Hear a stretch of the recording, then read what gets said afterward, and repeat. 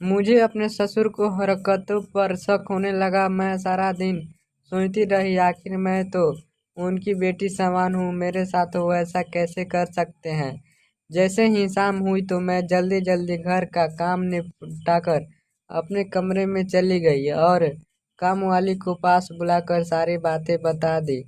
मैंने उससे कहा कि तुम मुझे जो बताया था वो अब मुझे भी सच लगने लगा है। तो मैंने उसे लाल रंग के निशान के बारे में भी बताया। मेरी यह बात सुनकर वो मेरी तरफ हैरानी से देखने लगी और बोली, मैंने तो आपसे पहले ही कह दिया था, मगर आपको मेरी बातों पर बिल्कुल यकीन नहीं आया। मुझे तो शक है कि वो आपके शरीर पर कुछ जादू टोना भी करते हैं। मैं इससे पहले जिस घर में काम करती थी वहाँ भी कुछ ऐसा ही हुआ था। एक ससुर ने अपनी ही बहू से शादी ब्याह कर लिया था। उसकी यह बात सुनकर तो मेरे पैर तले जमी ही निकल गई।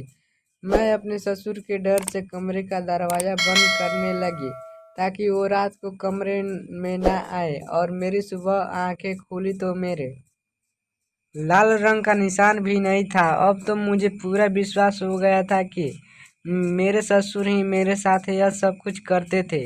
मैं जिस तकलीफ से गुजर रही थी वो सिर्फ एक औरत ही समझ सकती है। यह बात मैं अपने पति प्रदीप से भी नहीं कह सकती थी, क्योंकि अगर यह बात उनसे कहती तो शायद वो मेरी बातों पर यकीन ना करते और खामखा उल्टा मुझे ही डांटते। इसलिए इस राज को मैंने अपने दिल में ही छुपाए रखा। एक दिन मेरे ससुर मेरे पास आए और गुस्से से बोले, तुम मेरा ख्याल नहीं रखती हो, पास बैठकर बातें भी नहीं करती हो। तो मैंने अचानक से गुस्से में बोली, मेरा चरित्र आपके पास बैठकर बातें करने की इजाज़त नहीं देता, और जो एक बहू का फर्ज होता है उसे मैं पूरी तरह से निभा रही हूँ। इससे ज़्यादा की उम्मीद आप मुझसे ना ही रहे तो बेहतर है। मेरी यह बात सुनकर एकदम गुस्से से आग बबूला हो गए, लेकिन उनके मुंह से एक शब्द भी नहीं निकल पाया और जल्दी से उठकर अपने कमरे में चले गए। लेकिन मेरे साथ फिर से एक ऐसा मंजर हुआ जिसे देखकर मैं चौंक गई। आज दोबारा मेरे लाल रंग का निशान था। तो मैं जल्दी से हड़बड़ाकर उठी और काम वाली बाई को जगाया और पूछा कि क्या रात को ससुर कमरे में आए थे।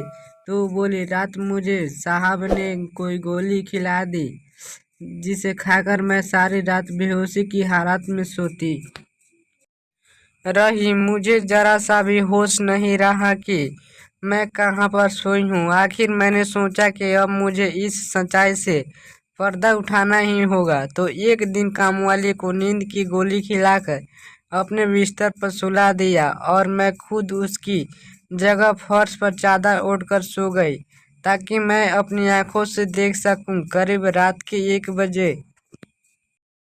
रहे थे तभी मेरे ससुर कमरे में आए और मेरे बिस्तर के पास जाने लगे। तभी उठकर पीछे से मैंने लाइट ऑन कर ली। मुझे अचानक से देखकर मेरे ससुर पूरी तरह कांपने लगा और चेहरा का रंग एकदम से उतर गया, और मुझे देखकर उन्होंने शर्म के मारे अपनी नजरें झुका ली। मैं एकदम से गुस्से में बोली, इस उम्र में यह सब करते हुए आपको जरा भी शर्म नहीं आई? मैं तो आपकी बेटी के समान हूँ। अगर यह बात कल को आपके बेटे को मालूम होगी तो वो क्या सोचेंगे, लोगों के सामने जाकर क्या कहेंगे? मेरी यह बात सुनकर उनके मुंह से एक शब्द भी ना निकल पाया और आंखों से आंसू बहने लगे। तभी आहिस्ता से बोले, बेटी माफ कर दो। हेलो दोस्तों, यह कहानी काल्पनिक पर आधारित वीडियो बनाया गया है। आप इसे जीवन में ना लें। और आपको ऐसी इमोशनल स्टोरी सुनना पसंद करते हैं तो प्लीज़ चैनल को सब्सक्राइब कर लीजिएगा ताकि आपको ऐसे ही आगे भी वीडियो मिलते रहे। और मिलते हैं नेक्स्ट वीडियो में, तब तक के लिए जय हिंद, वंदे मातरम। और गाइस, आपको आज का वीडियो कैसा लगा प्लीज़ कमेंट बॉक्स में ज़रूर बताइएगा। तब तक के लिए बाय बाय।